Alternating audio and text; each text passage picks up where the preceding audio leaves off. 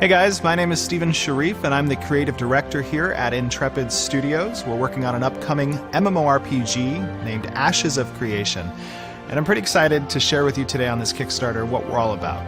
Ashes of Creation is an open world, non-faction based MMORPG set in a high fantasy world. One of the reasons that I started Intrepid Studios to create Ashes of Creation is because I myself am a gamer. I've been a gamer playing MMORPGs since I was 7 years old, and I've really never experienced a community quite like what MMORPGs have to offer. It's a diverse community. There's a lot of people involved. I mean, thousands of players from across the world, and it was just such a passion of mine to be able to experience that involvement in a game like an MMORPG. Over the past several years, having played MMORPGs, I was kind of not impressed with what has been coming out of the genre. A lot of pay-to-win, cash grab style games, and I just felt that there could be something better. And, if you want to get things done right, sometimes you just have to do them yourself. So, in order to accomplish these goals for Ashes of Creation, I really needed to find a team that had a lot of experience with MMORPG production in the past, because as you know, an MMORPG is a massive project. There's a lot of good talent here, and we were able to pull together a pretty amazing team. A team that's worked on Star Wars Galaxies, EverQuest 2, Call of Duty, and a lot of other titles. The reason we're here on Kickstarter is because we want to expand the scope of our project. We want to make it bigger and better. We also want to give an opportunity to you to participate in that community development, to be in on our discussions of design. We feel that Kickstarter and crowdsourcing is a pretty good avenue towards that development. Ashes of Creation is really about four primary pillars of our development. It's about our node system, which is an integral part of exactly how the world works and interacts with you as the player. It's also about our meaningful conflict, PvP, and how you can catalyze change in the environment around you. The economy is our third pillar, which focuses on incentivizing you as the player to get out in the world and interact with it. And last, but most important, potentially, is our narrative. The narrative really holds all of those systems together in keeping you as the player interested in exactly what different outcomes come about.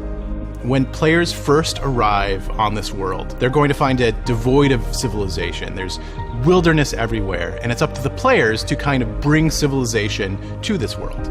These nodes are how players do that. There are tons of nodes throughout the world, and each of them has a zone of influence. This zone of influence captures all the activity of the different players doing different things.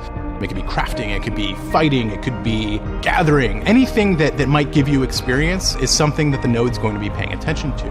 And as you level up your character, the node levels up with you. And as it levels, more and more civilization gets attracted to that area. We want the world to react to the player. That's the most important part, is the world is reacting to your actions. Different nodes attract different events. The world doesn't stay quiet for long, and civilization disturbs deep and dark things throughout it. A city that grows up on the side of a mountain might dig a little bit too deep and might disturb the things that are below. And that might include like a giant dragon that erupts with a volcano and lays down waste to that node that developed there. And that's something that wouldn't happen any other place. That's an event that's unique to that particular node at that particular time. And because of that, players are going to experience this game very differently depending on how they build it. Each server is going to have its own story, and we're pretty excited to see what players do with that. How do they react to that dragon coming out that mountain? Do they pack up their bags and move? Or do they decide to fight it, to gather all of their friends and take down this monster because this is their home?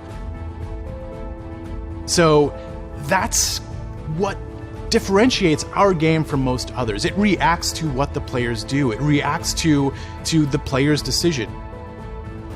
While you're developing these points of civilization, there is a mechanic for change, and change relating to that meaningful conflict. Because players are motivated by different things, because they want something from the game that other players don't want. That's going to cause people to butt heads. Different players are going to want different experiences, and the conflict between the two of them will create a bigger and better thing.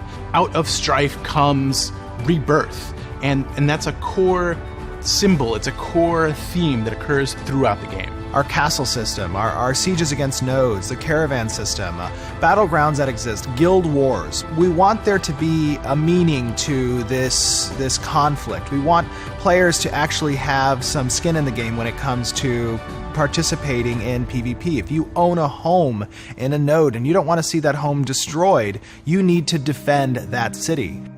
Risk versus reward is what gives you that adrenaline. It gives you that meaning to participate. So what drives you as a player in the game? For a lot of people, it's the economy, and that's why it's our third pillar. We really want the economy to incentivize you to interact with other players, to get out there and get resources to develop the world. We've regionalized our marketplaces. We've regionalized our warehouses. It's not just one global auction house like a lot of games kind of throws the economy to the side. I wanted to emphasize economy. One major feature in our economy that differs from most fantasy-style MMOs is that we're not approaching it from a global scale. Rather, we're trying to carve the world up into regions and make each one focus independently, while of course at the same time working together. The global auction house isn't something that you're going to find in our game at the early stages, or maybe ever. Rather, you're going to have to go to a town, you're going to have to buy, sell, or gather whatever you want. What this creates is a competitive advantage, much like we have in the real world. Some towns, some areas are going to be better at certain things, some are going to be worse at some things. But the important part is that you get to play a role in who's better at what and who's worse at what. And if you want to be better at something, we're giving you the opportunity to become better at whatever you want. Creating those regional marketplaces, those regional warehouses, we've incentivized the transit of goods. If you want to create local marketplaces or you want to create a local economy, you can do so because that mithril mine is nearby, and it's not found somewhere else. The caravan system is what allows you to transit goods to other marketplaces. The economy is usually something that happens in the background of other games, and from day one, we knew that the economy was going to be something really important to us. The fourth pillar in Ashes of Creation is our narrative, the story, and how it relates to you, both as an individual and as a member of the greater community. In Ashes of Creation, we've got three main ways that we're going to be telling the story. One is tasks, one are events, and the final one is our overarching narrative. The narrative is going to be where you find most of the story. Each server will tell a different story, and this story is going to be told by the players. You're going to experience things differently when it comes to what bosses you've encountered because of how the world develops and how you have developed it. The node system is going to be what drives what storyline branches players experience. Different NPCs are going to be attracted to different nodes. There's going to be different protagonists and antagonists based on how players build their world. It's all going to relate to the same basic story, but you're going to get different viewpoints on different servers, and you're going to find different bad guys on different servers. It's all going to depend on what players uncover, how they uncover it, and when they uncover it. Different servers are going to be able to talk to each other and figure out kind of, what they missed and fill in the blanks and be able to collaborate and build this bigger meta story that you won't get otherwise in other games. So with all of these four main pillars of design, you'll notice that it's really hard for us to talk about any one of them without talking about all of the others. And that's a very core part of our design. It's really important that all of these pieces fit together really well, and that they create an engine that allows people to keep experiencing new things. So I want to give you an opportunity here on our Kickstarter to get involved in this project, to become a part of its development. We have enough self-funding to create a core viable product in Ashes of Creation, but we really want to expand it. We want to make it bigger and better, and we know we can achieve that with your help. Everybody here at Intrepid Studios is incredibly excited about this project, and we're really hoping that we've infected you with that kind of excitement too. We want to get this thing done, and we want to include everybody to be a part of it. This is going to be a different game, and this is going to change the genre. So if you're as excited as we are, let's do this thing. Let's make this thing happen, because we can only do it with you. I've been on the other side of that screen. I've seen companies come to Kickstarter and promise the world, and either under-deliver or just don't deliver at all. But the reality is, we're not those people. I brought together a team of industry veterans who've spent over 40 years combined working on MMORPGs and have created some pretty amazing titles. That's what we're going to do here with Ashes of Creation. We're going to create an amazing game, a game that you can be proud of.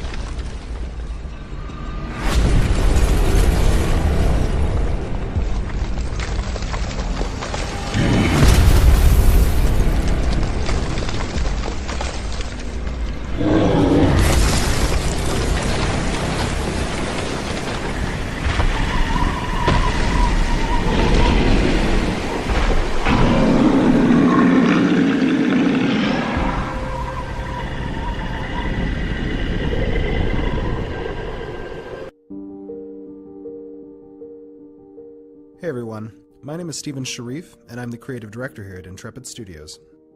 Many of you have seen our MMORPG in development, Ashes of Creation. Well, I'd like to take you through part 1 in a series of videos that will explain probably the most contributed to the node, furthering its development.